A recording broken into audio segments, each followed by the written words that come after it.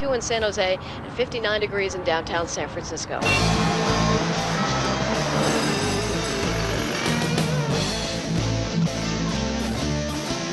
Right, ladies and gentlemen, Michael Savage, Hot Talk 560 KSFO. We're talking about what kind of world do you want to live in? What highway are we on? Do we want to be on this highway? We want to create a new highway? What did Plato say? This guy knew what was going on, but that was Greece. This is San Francisco. Is that the idea? To keep talking until finally we get it right? We're having the same conversations Plato and his friends had back in 400 BC. Oh, did you see in the paper the other day about that high school student who was caught cheating on her college boards? Oh yeah, I read that. Yeah. Oh, yeah. She said her teacher gave her the answers and told her that everyone cheats. That's the way the world works. But I think it's sad. People are under a lot of pressure. Let's face it here. If you were guaranteed that no one would find out, wouldn't you cheat? Would you cheat? Would you? What if there was a world where nobody cheated and philosophers were the kings?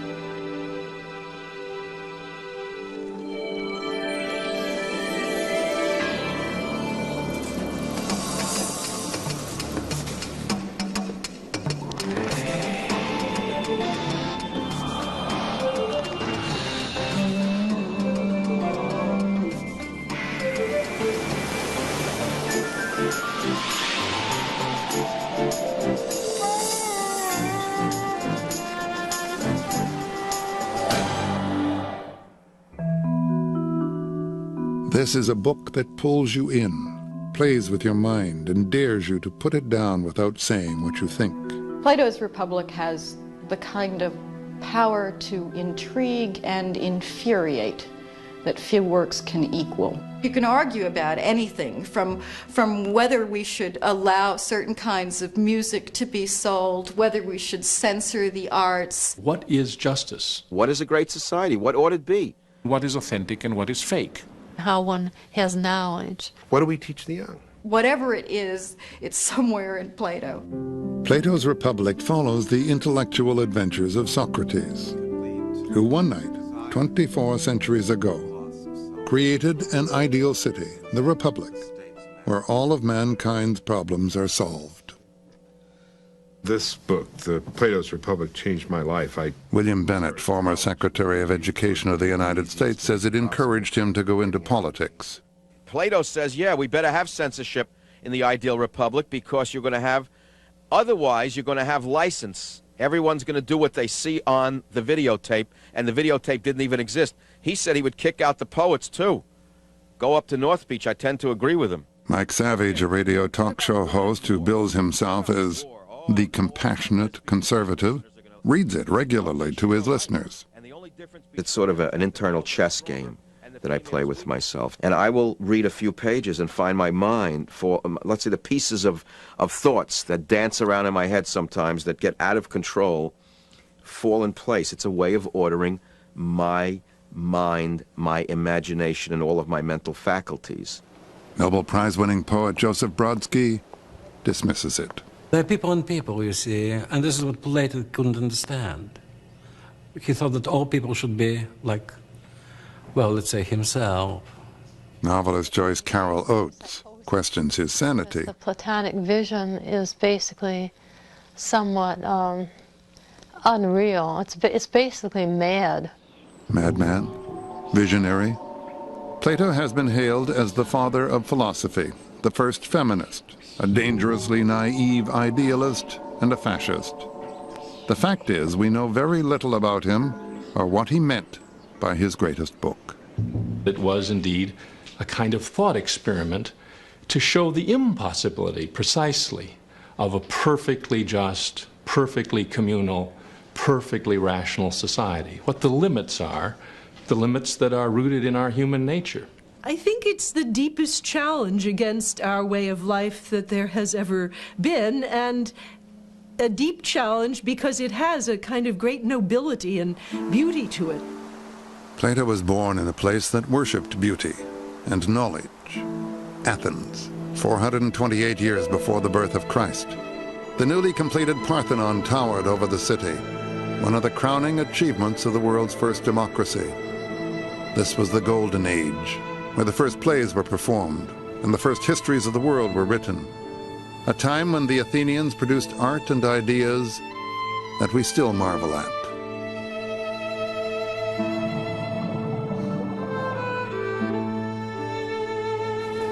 But it was also a time of devastating human loss. For the first 23 years of Plato's life, the Peloponnesian War raged between Athens and its neighbor Sparta. Plato watched as the Athenian democracy was overthrown by aristocrats, then replaced by dictators before democracy seized control once again. The one constant through it all, in Plato's view, seemed to be corruption, brutality, and blind ambition. Still, he probably would have ended up in politics like the rest of his wealthy family if he hadn't met a sidewalk philosopher named Socrates. Socrates seems to have stood out in absolutely every possible way. He said that he was to Athens what a gadfly is to a large, lazy horse, and that the gods had sent him there to prick Athens and to irritate it and to make it think seriously about the kind of life that its citizens were leading. He was there to make people uncomfortable. Ever since this scum set up shop here, he's made me work twice as hard. So you say Simmias here is your enemy because he makes you work harder than you did before? Wasn't that enough to make any man your enemy? But an enemy is a man who does you evil, isn't he? Any fool knows that. And a friend is one who does you good. Any fool knows that too. But what a fool does not know is what is good and what is evil. Now, you make better vases and you work harder because of Simmias' competition. Do you not? To talk to Socrates was to be taken down the garden path, at the end of which one finds that, alas, you don't know what you're talking about. So it's fun to read the works. You sympathize with the person Socrates is questioning. And you have a sense that this poor person is being had, but you don't know exactly how it's being done. Socrates is the master of this. He can give you enough rope to hang yourself, and he always does. The master wrote nothing himself. We know him through writers like the general, Xenophon, and the comic poet Aristophanes, who lampoon Socrates as the proprietor of a thinking shop. Anger. I told you once, Simmias, and I won't tell you Anger again. always interests me. Protagoras? But the infamous Socratic method was captured most vividly by Plato in a series of imaginary conversations known as the Dialogues. He made his mentor the main character of more than 20 books, including the Republic. The action begins at the port of Piraeus, just outside Athens. Socrates bumps into an old friend who invites him home to a party. It's there that he seizes the occasion to start a conversation that will last all night. Cephalus, it's clear that you're a good and decent man, so if anybody knows what it means to be a good and just person, it's you. I have been able to proceed through life with a clear conscience. I haven't been tempted to cheat or deceive someone to survive. I pay my bills, and occasionally I give to a good cause. So, if I understand you, Cephalus, to be a good person means to tell the truth and to pay your debts. Well, Socrates... The main argument of the Republic is an argument about being a good person. The term that's usually used in translations is justice, and what's at stake is a definition of justice. The style of the book, like the Johnny Carson show, here we are, we're gathered together, we're talking, let's meet so-and-so, let's see what he has to say. Let's meet Cephalus. Well, Cephalus, come on out and tell us what you think about things. Well, Polemarchus, come on out, what do you think? Well, here's that crazy guy, Thrasymachus. Come on out, Thrasymachus, what do you think it is?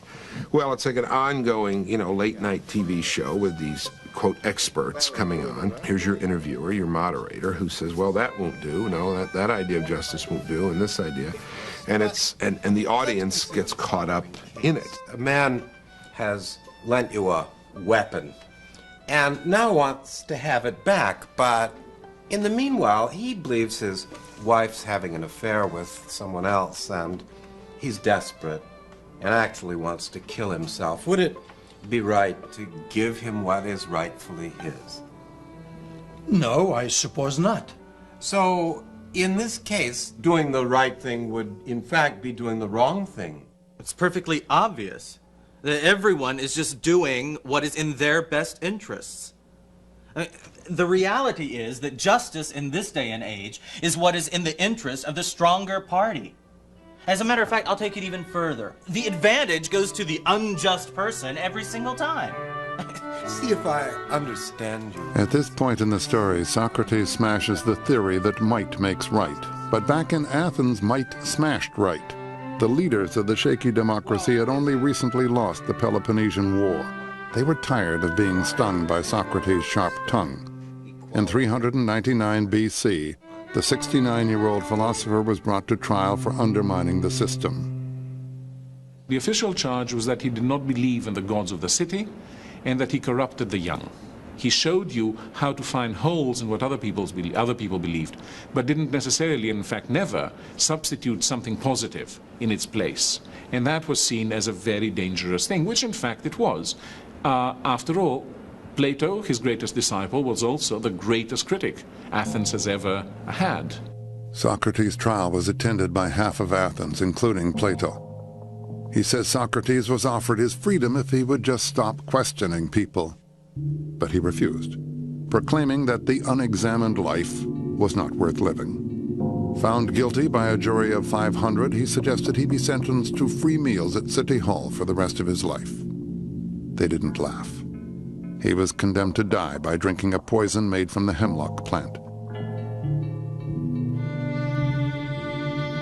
Plato's account of the death of Socrates made him a symbol of free speech and a favorite subject for artists like Jacques-Louis David.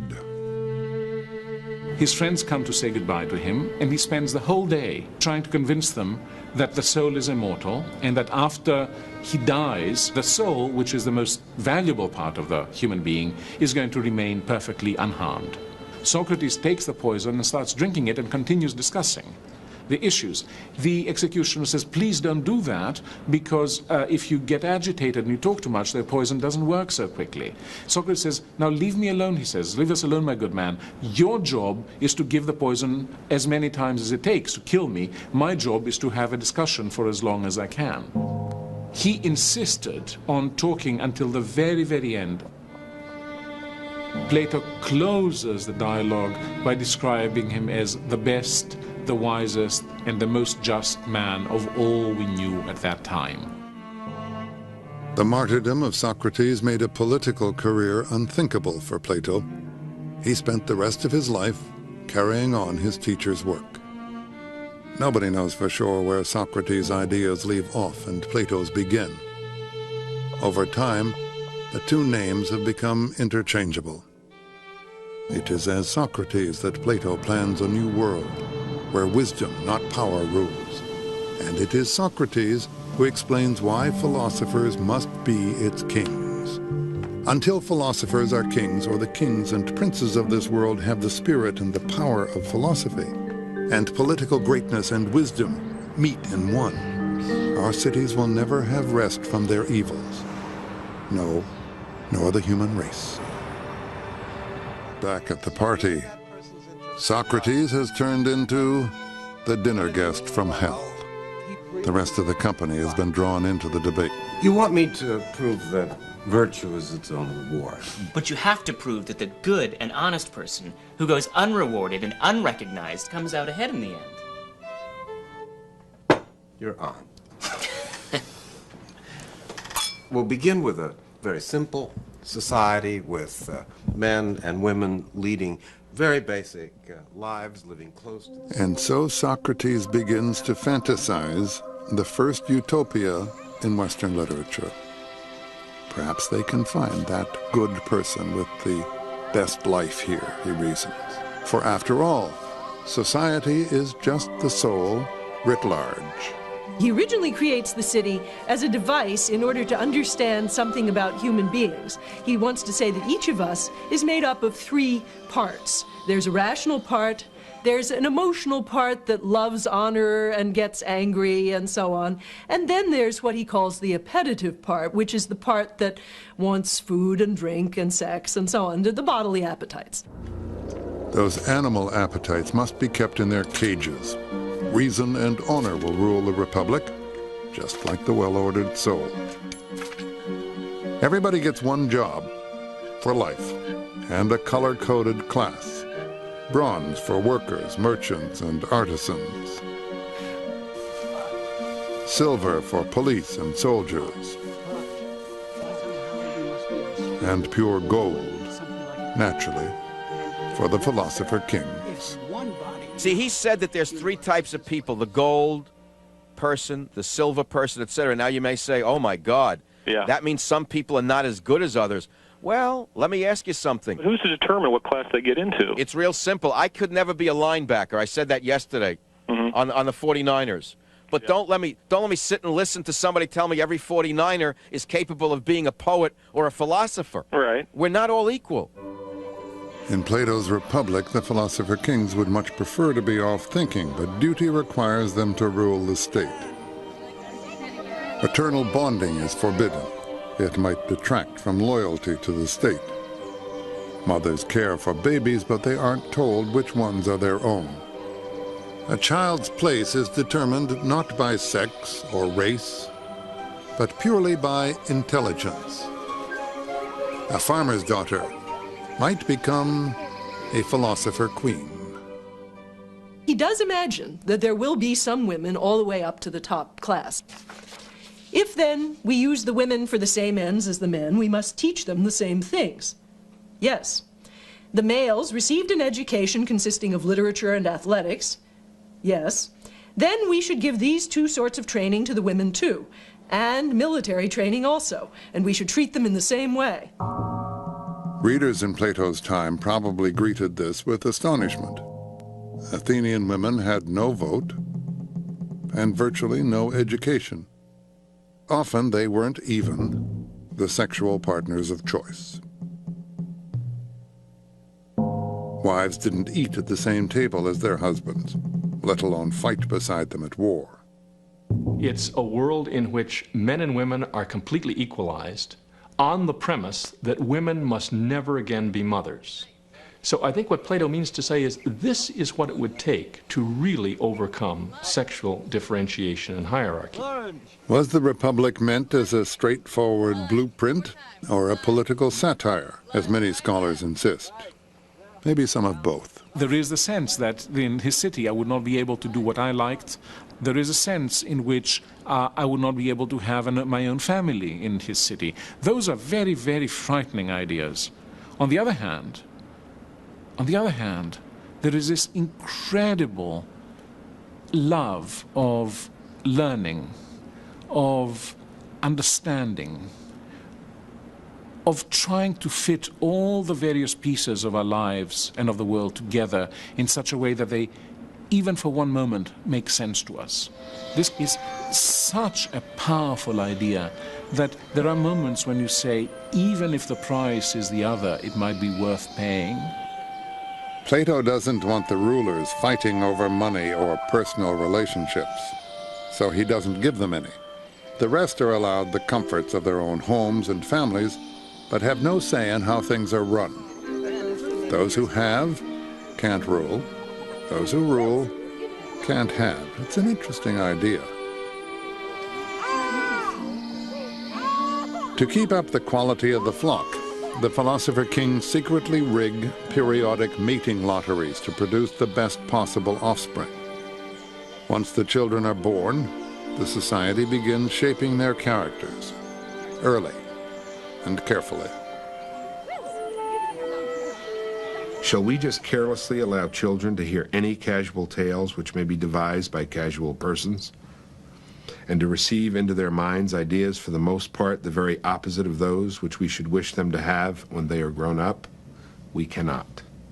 William Bennett's collection of stories, The Book of Virtues, starts with that quote from the Republic. There's really only one fundamental political question, and that is the education of the young. It's a very Platonic thought. I mean, I think anyone would agree. What do we tell them about ethics? What do we tell them about jobs, life, career, destiny, fate? Isn't that what determines the future of this country, education? And that is essentially what he's saying in this book, that the whole course of a city-state and the whole course of a life depends upon education. To ensure that the Republic remains on course, the children are only allowed to hear heroic and uplifting tales. Homer's stories about the gods' temper tantrums and carousing with humans are out. So is rowdy music. Socrates decrees that any poet who refuses to produce politically correct fairy tales will be banished from the kingdom. The first thing will be to establish a censorship of the writers of fiction and let the censors receive any tale of fiction which is good and reject the bad. And we will desire mothers and nurses to tell their children the authorized ones only. Well, this is just the very spirit of the dictator. Censoring storytelling in ancient Athens would be like censoring TV in our own culture. The tragic plays of Sophocles and Aeschylus were the free press of their day. And Homer, author of the Iliad and the Odyssey, was read as a guide to life and revered as a god. Plato thought that was unhealthy. As he puts it in the Republic, good role models don't make good theater. He doubted whether average citizens could separate reality from fantasy and worried that they might imitate the world they saw on the stage. And he said, if amusements become lawless and the used themselves become lawless, they can never grow up into well-conducted and virtuous citizens. Who is to give the guidance that's most authoritative in life? Is it to be the philosopher, which includes the scientist, the man of reason? Or is it to be the poet, the person or man of inspiration, of the gods, of revelation, of mystery? And Socrates' insistence is the poets need finally to bow to reason.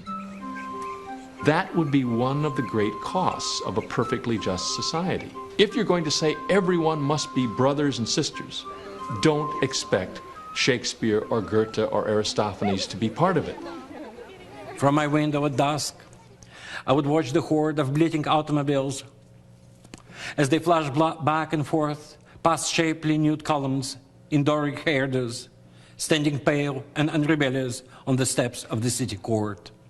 For the late Russian poet Joseph Brodsky, this is no theoretical discussion. He lived in Plato's Republic, Soviet style. Jailed 4 times, he was finally exiled as a social parasite. There was a certain poetry that was allowed in the city, well, and a certain poetry which wasn't. As simple as that. The state was simply doing the discerning job, which is essentially a very Platonic idea in the sense, because what it does, it simply subordinates aesthetics to the ethics. Well, this is exactly what Plato is all about, and this is garbage. Well, aesthetic is, how should I put it to you? Aesthetics is the mother of ethics, not the other way around. No matter how ethical society you can build, well, it won't secure the masterpiece. Good ethics don't.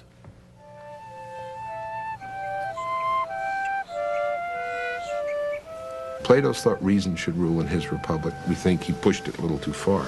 We would reject the eugenics, we would reject the imposition of order, we would reject the censorship. No, there's too much totalitarianism here. There's too much utopian totalitarianism. There's too much tyranny. There's too much the smart guys know best. When he gets to the point of saying you shouldn't love your children, we should structure the city in such a way that we don't even know who our own children are so that we won't have these intense personal attachments. You can't run a city that way, because if people don't love their own, then they're not going to care about anything else either. The vision of the Republic is a vision of justice and harmony. Well, people are not going to be harmonious because people are going to insist upon, in the face of all these laws, committing adultery. They're going to have romantic liaisons. Children are not going to want to be taken from their mothers.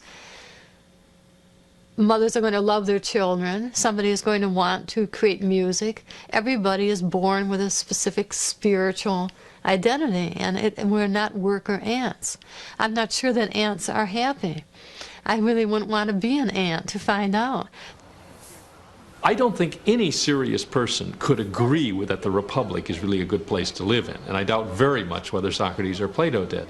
The Republic is meant by Plato to prove that philosophers can never be kings, and that we can never have a completely communistic society. It establishes the limits of politics, I think, more clearly and more profoundly than any thinker ever has, precisely by pressing those limits in this fantastic thought experiment. My own view is that he believed it. He believed every word of it, and he never had a doubt that if his city was installed, it would be the best city in the world. Well, that's why we go to wise men and experts, isn't it? To clear things like this up. Is this a real mountain? Plato didn't think so. What about those clouds? This flower? That bee? He said they're just copies, that there's a parallel world where you'll find the ideal cloud, the original flower, the perfect bee. The soul is imprinted with these models at conception. That's how we recognize a tree, for instance, when we see one. For Plato, the idea of a tree that you hold in your mind is what's real. This particular tree, and all the others we see, are just imitations of that idea. Plato's theory of forms is an effort to explain what's true in an absolute sense. What is it possible to know, really?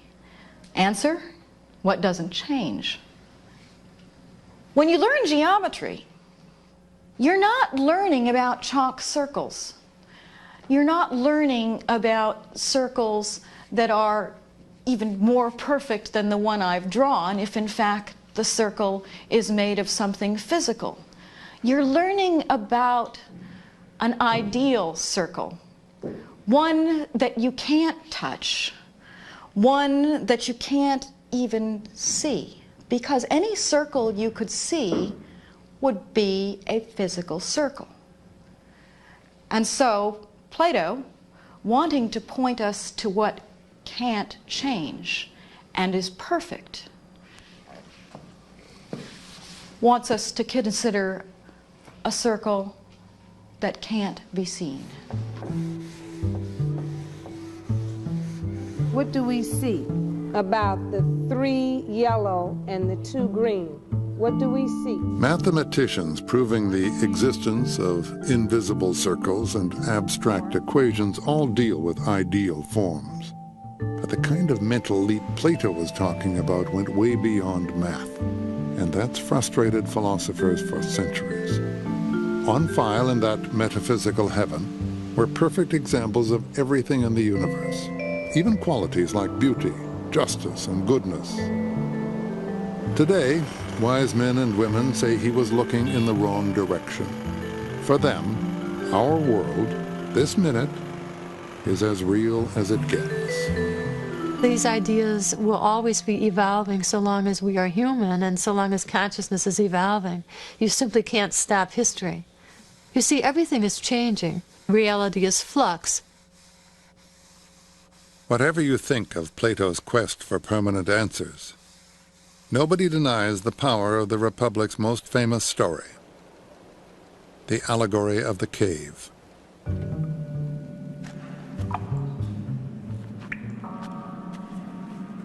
Imagine that this is the only world you've ever known. For as long as you can remember, you've been chained here, in this cave, watching the shadows dance on the wall in front of you.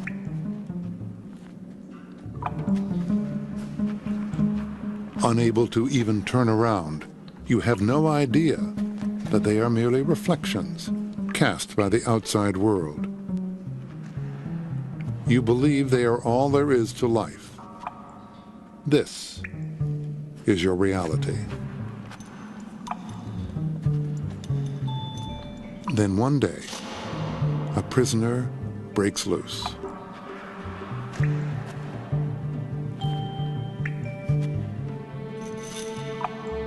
Drawn to the light, he is almost blinded by his first sight of the sun.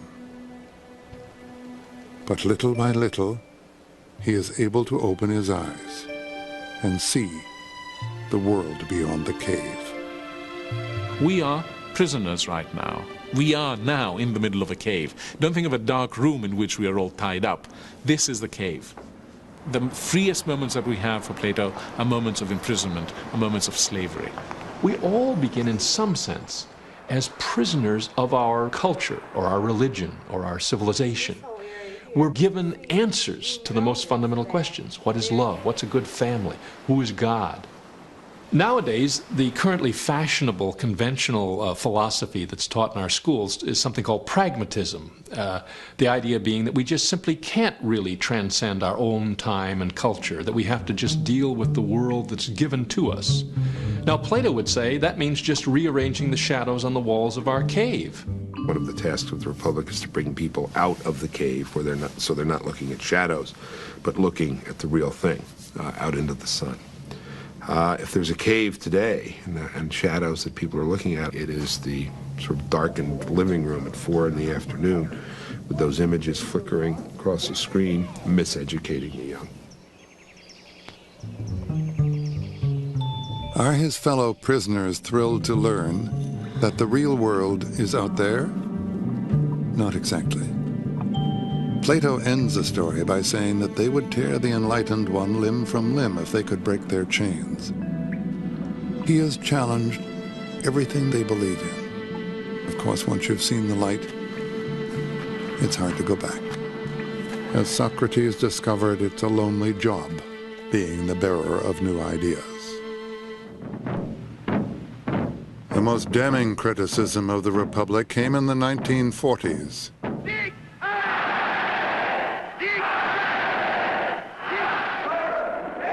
Philosopher Karl Popper charged that Plato had opened the door for this madness with the eugenically superior model state he had envisioned in 386 BC. People do think of Plato as a fascist, as maybe the first fascist, maybe as the greatest fascist. I think it's extraordinarily unfair and inaccurate to think of him in those terms. He does not believe in any kind of racial superiority of the people in his city. He does not believe that this society can come about by, as it were, forcible means.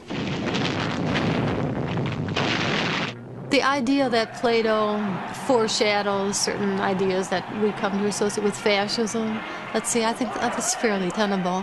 If Plato had never lived, however, we would still have had Hitler. One certainly can't blame Plato for Hitler or Stalin or Marx or Lenin. It's not for their theories that they're remembered, but for their actions. They were brutal murderers. Corruption is the human norm. And this is what Plato wouldn't swallow.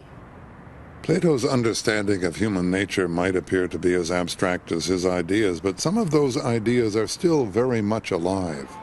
For instance, in Singapore, in just 30 years, this small, ethnically diverse island has been transformed into one nation, one people, one Singapore.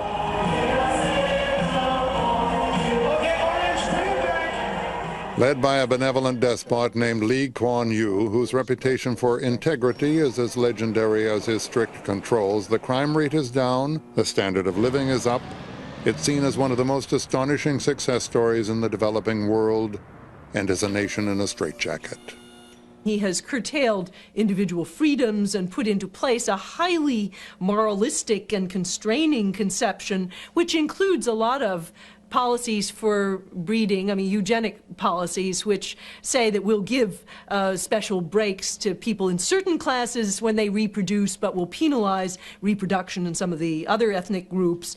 All of this with a kind of Platonic idea that in this way we're going to promote the common good and raise people's well-being. It's Hot Talk 560 KSFO. A quote from another political scientist, Ben Franklin. He said, people who are willing to sacrifice freedom in exchange for security will receive neither. Yes, neither. I love that. That's very beautiful. So you're saying, how do we make America an orderly state without making it overly orderly and turn it into a Singapore where a piece of chewing gum on the street is an offense for $500, for example. I don't want to live in this Huxley and Brave New World. Okay? So I think maybe Plato's Republic can also warn us away from an overly ordered state, an overly clean place, an overly good place. Time to take out the trash and clean out the barn. That brings us to democracy. Could a philosopher king survive in Washington, D.C.? On the one hand, it's wonderful that anyone can grow up to be president. On the other hand, it's frightening that anyone can grow up to be president.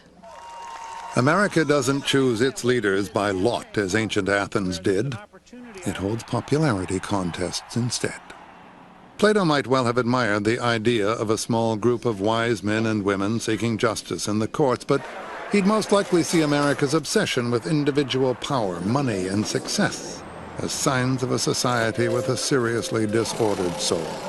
One of the serious criticisms Plato addresses to democracy is that its love of freedom easily becomes a love of license without realizing it, that a taste for having no restrictions can easily replace the more thoughtful and mature conception of freedom, which is freedom has to be freedom under the rule of law. I mean, can we admit that our public life is disordered in something like the way Plato says, and yet still defend our own way of life? What can the role of reason be in a democracy like ours without taking away the freedoms that we all cherish? The citizens of the Republic are satisfied with their place in life because they've been told that the gods created them for different purposes. That's why they made some people with gold in their veins, some with silver, and some with bronze. In the book, Socrates calls the story the noble lie. We too have our myths, our noble lies, the Declaration of Independence. Prior to a probing philosophical analysis, which very few people undertake, it really comes to us and is taught to us when we're young as a kind of myth, a kind of poetry, a kind of beautiful belief. And what the philosopher in our society, if he was a Socratic, would have to do is question it, doubt it, ask, what do we mean by human rights? Do they exist? The Republic was Plato's ultimate attempt to vindicate Socrates' way of life. In the allegory of the cave, he says that the escaped prisoner cannot sit alone forever under the sky of ideas. It is the philosopher's job to return to the cave and to try gradually to turn others away from the shadows. The deep insight into human beings here is that we are political creatures, that the life of the city and our lives are inextricably entwined. That probably explains why I'm engaged personally, so much engaged in public life and politics. I am persuaded by Plato that the man who lives away from the affairs of the city-state is the idiot, that to separate oneself from the life of the community is to separate out oneself from life itself.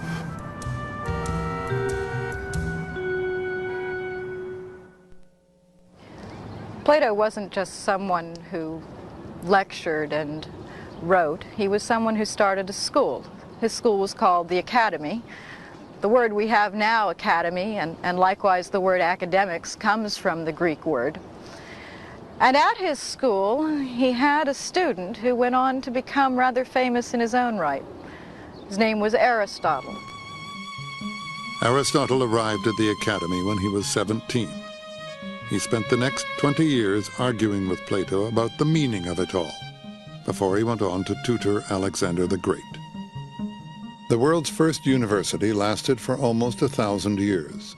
Then, in 529 AD, the Christians targeted this early think tank as a pagan stronghold and shut it down forever. Today, there's not much left of Plato's Academy, but it is still hallowed ground for those lovers of wisdom who gather each week to listen to the ideas of modern philosophers. When the school was closed, the Academy's students fled, probably taking Plato's and Aristotle's manuscripts with them for safekeeping. It meant that there were scattered all around the Mediterranean world extremely good copies of all of Plato's works. And this meant that the odds that they would last through the Dark Ages and be rediscovered in cellars and in wine casks and all kinds of crazy places was much greater than, for example, poor Sophocles or poor Euripides, most of whose plays were lost, and so on. Socrates survived the Dark Ages thanks to Islamic scholars. They translated Plato into Arabic and passed his books through Egypt, India, Persia, and Spain. It wasn't until centuries later that the ancient texts were finally unearthed in Europe and translated into Latin and other languages. This 9th century manuscript found in Constantinople was purchased by King Henry IV of France towards the end of the 16th century. It is believed to be the oldest surviving copy of the Republic in the world. In the 24th century since it was written, Plato's Republic has sired hundreds of imaginary worlds. In 1516, Sir Thomas More named the mythical kingdom he modeled on Plato Utopia. In Greek, it means both no place and good place. Sigmund Freud studied Plato. The inventor of psychiatry divided the human psyche into the id, the ego, and the superego, an intriguing resemblance to Plato's balance of reason, honor, and passion in the well-ordered human soul. That idea that the person is the soul or the mind, and that the body is somehow external and temporary, a bit like a house in which you might live, has been a very prominent idea in the history of Western civilization. Of course, it has obvious connections with the immortality of the soul in Christianity. The German philosopher Nietzsche called Christianity Plato for the people. Poet Percy Bysshe Shelley called Plato one of his gods. Even Arthur Conan Doyle, creator of Sherlock Holmes, pays tribute when Dr. Watson quotes Plato to describe his detective friend as the best and wisest man I have ever known. Allow me to congratulate you on a brilliant bit of deduction.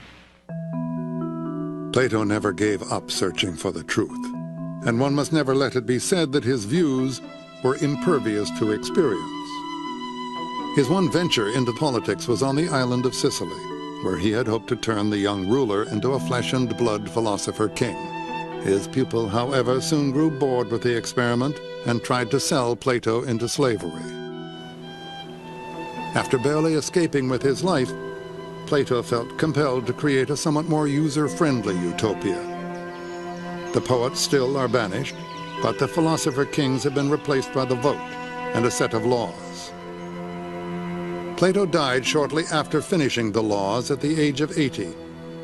His biographer reported he had passed to that city-state which he planned for himself and planted in the sky. Many centuries later, philosopher Alfred Whitehead concluded that everything is just a footnote to Plato.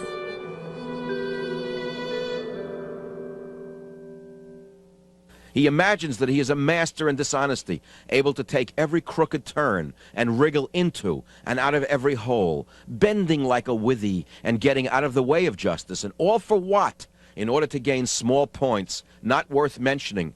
He's talking about the lifelong litigant, ladies and gentlemen. 2,700 years ago, the lawyers and the judges were already driving Greek society insane. Okay. I think one of the most compelling moments in the history of Western thought is in this book. And I will never forget, I still get goosebumps thinking about it, which is the challenge of the Ring of Gyges. If you had this ring, and that's the story in here, and you turned the bezel of the ring and you became invisible, and you could get away with anything by being invisible, would you do it? What Plato wants to prove in the Republic is that that's wrong, that in fact, even with a ring that made you invisible, even apart from what other people think, it's good to be good. The question is whether he succeeds in proving what others might want him to prove or expect him to prove. In the course of the Republic, he redefines goodness.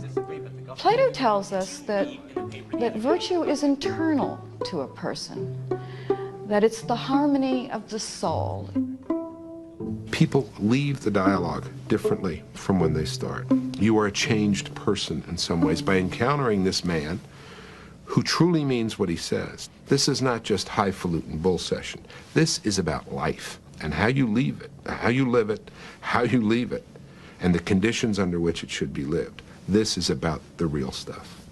You see, most of us, when we think, usually we're in trouble, and we think to get out of trouble. What Plato tries to convey there is thinking can be a feast and a frenzy, and that philosophy is that thinking as a feast. The wonder, Plato says, is the beginning of philosophy. We're still wondering about the same questions he set down all those centuries ago, searching for wisdom and justice and finding an imperfect approximation, struggling between reality and illusion, reason and passion, politics and philosophy, public and private, body and soul. And probably we always will be.